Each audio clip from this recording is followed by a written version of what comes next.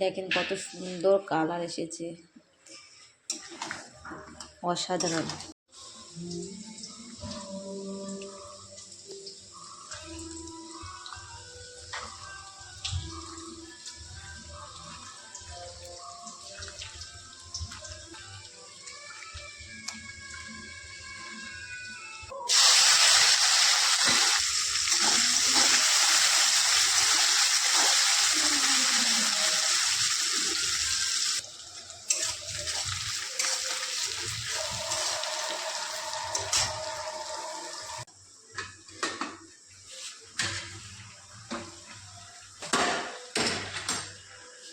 আর আমি এখানে মাটনটা বসিয়ে দিয়েছি, যেহেতু আমার পেঁয়াজটা ভাজা হয়ে গেছিলো সেই জন্য তোমাদেরকে দেখাতে পারলাম না আমি।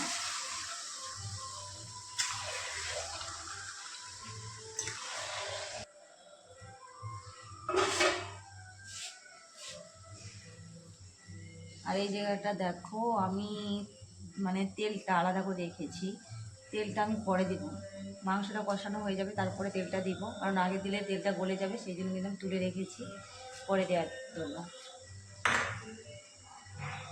মাংস রান্নাটা আমার প্রায় হয়ে গেছে, মানে হওয়ার দিকেই, কষানো হয়ে গেছে। দেখেন কত সুন্দর কালার এসেছে,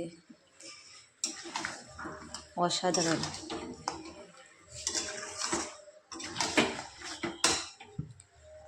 কষানো হয়ে গেছে, এখন আমি জল দিয়ে দেবো।